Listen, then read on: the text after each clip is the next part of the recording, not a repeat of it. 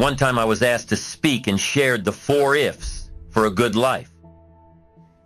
I thought of this at Carmel Library in California, a great place for study and research. On that day, I made the 4 Ifs, which are important for life.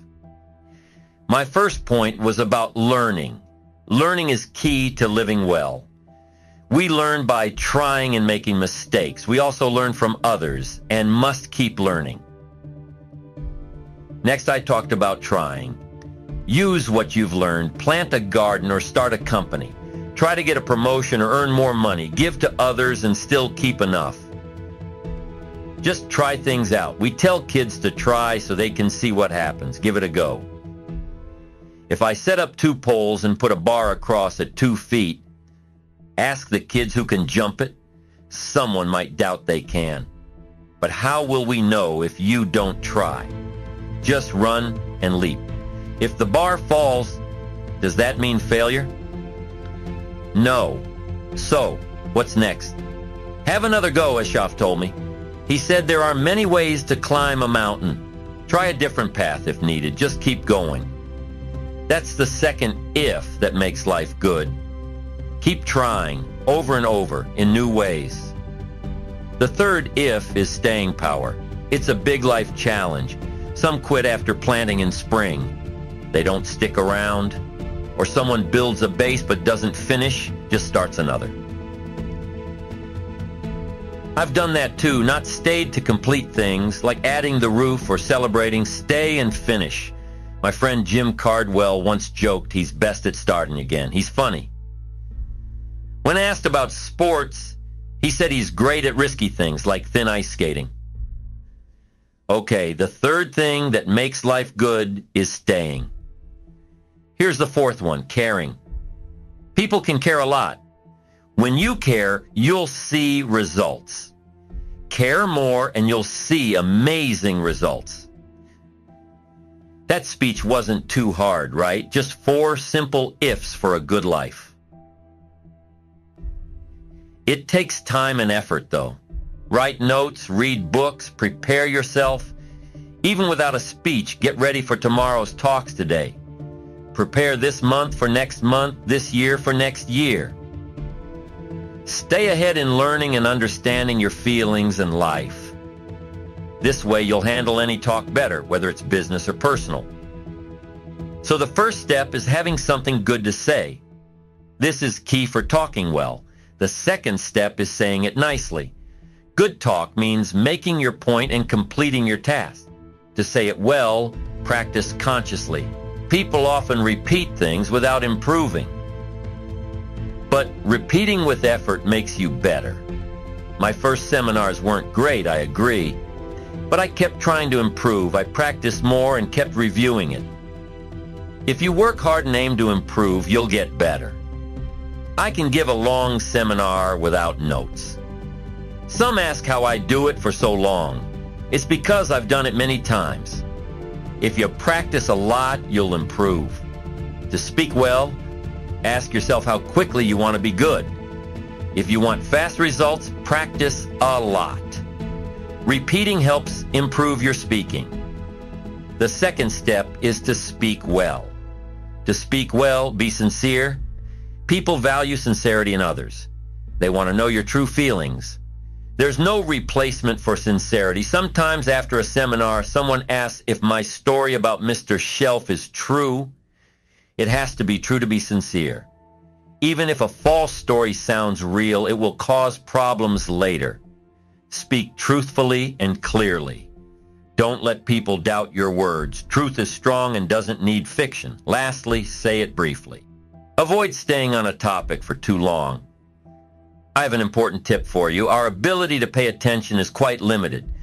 You mustn't dwell on something for too long. Keep things moving forward. Remember, be concise. I once told very lengthy stories. They were so extended that people forgot the start when I reached the end. The ending then seemed confusing, didn't it? Because the parts didn't connect well.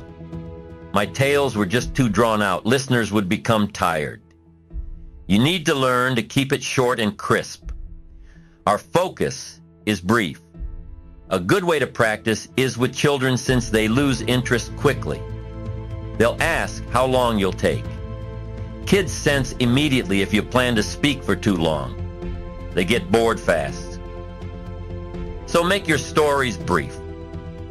When illustrating a point, stay concise. Don't let listeners think a long story is coming. Convey that you'll be quick and clear. The fast pace of life today demands it, especially here. To communicate well, you must be succinct. Don't overstay your welcome on any topic. I've spoken enough about that. Let's move on. Expressing yourself well means doing it with flair. Your individual flair is part of your style. It includes many elements like hand movements and facial expressions. Your eyes can convey messages just like words do.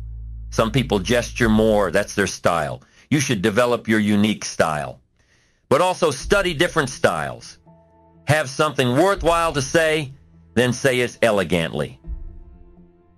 Work on expressing yourself better. Make your speech clearer and smoother. Fix any issues you had speaking before. Make long stories shorter. Do this deliberately to improve your communication skills. Here's the third step to effective communication.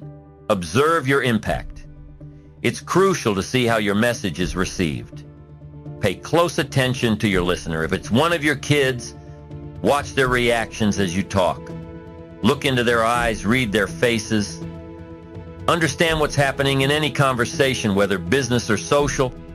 Stay alert to your listeners' responses. Addressing a large audience is challenging. We had 200 people recently in Orange County. I had to engage everyone from front to back during a 3.5-hour event.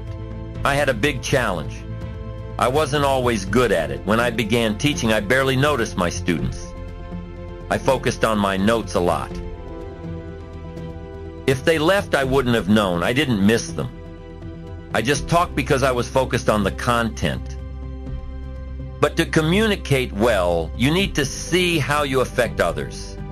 In casual talks, you can ask if they understand you. You'll get feedback. You should notice the small signs when talking to people. Adults can pretend to listen. To be good at talking, you must see these signs.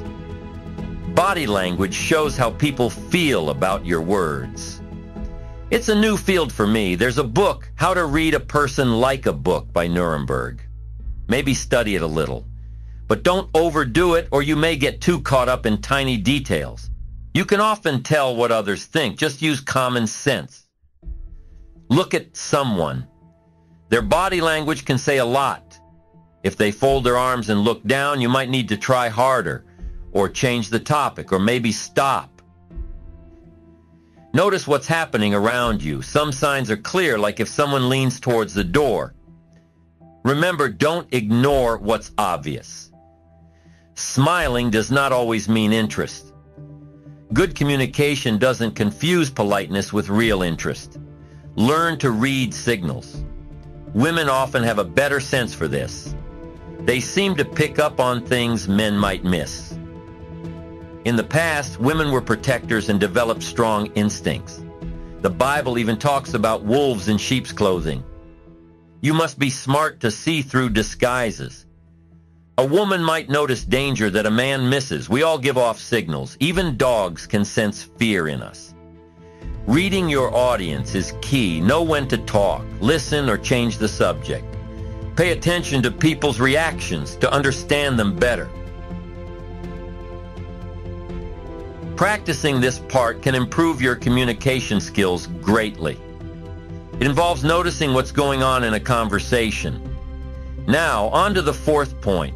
We'll take a break after this. The key to good communication is intensity, having strong feelings. Strong emotions change how effective communication is. Remember, when speaking, 20% is knowledge and 80% is emotion. Emotions shape the result of our communication. Words with feelings have the most impact. Imagine words as straight pins from a new shirt. If I threw one at you, it would prick you. But attach it to an iron bar, and it could pierce your heart. Here, words are pins and emotions are the iron bar. Add more of yourself into your words, your feelings, awareness, and character. Measuring your emotions is essential too. Don't overreact to small things.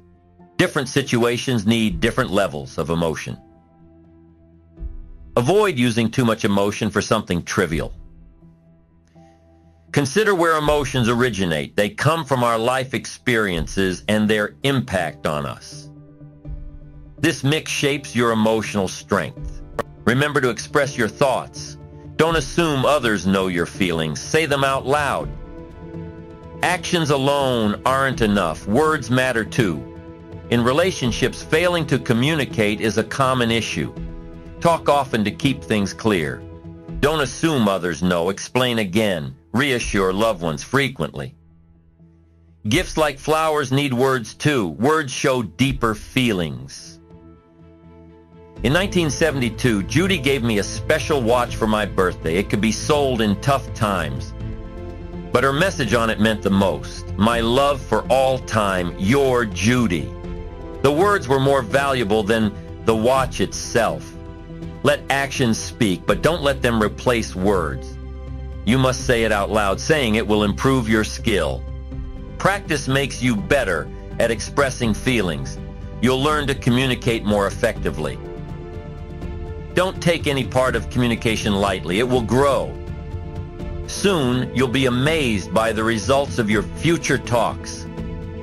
Pay attention to sensitivity, interest, and strong emotions. Now let's talk about making presentations. Whether to a child or a client, we're always presenting something. Here are 4 parts of presentation. Identification is key. It means getting to know someone new and building a connection. The first few seconds are crucial for making a good impression. Some people find this easy, others hard. We highlight it so you can improve deliberately. Identification starts with finding common ground. At a seminar, asking if someone got lost can break the ice. Finding common experiences helps start conversations. This makes you relatable and approachable. During identification, aim for me too moments, not so what reactions. Impress less, express more for better connections. Expressing builds bridges. Impressing creates barriers. We often start introductions with many so whats. My seminar challenge is getting past my own introduction. You list your achievements, but people may not care much about titles or companies. I sense the audience's skepticism when I'm introduced. So right away, I try to connect with them through humor. I joke to show we're all equals here. We're not about fancy titles. We're here to talk openly.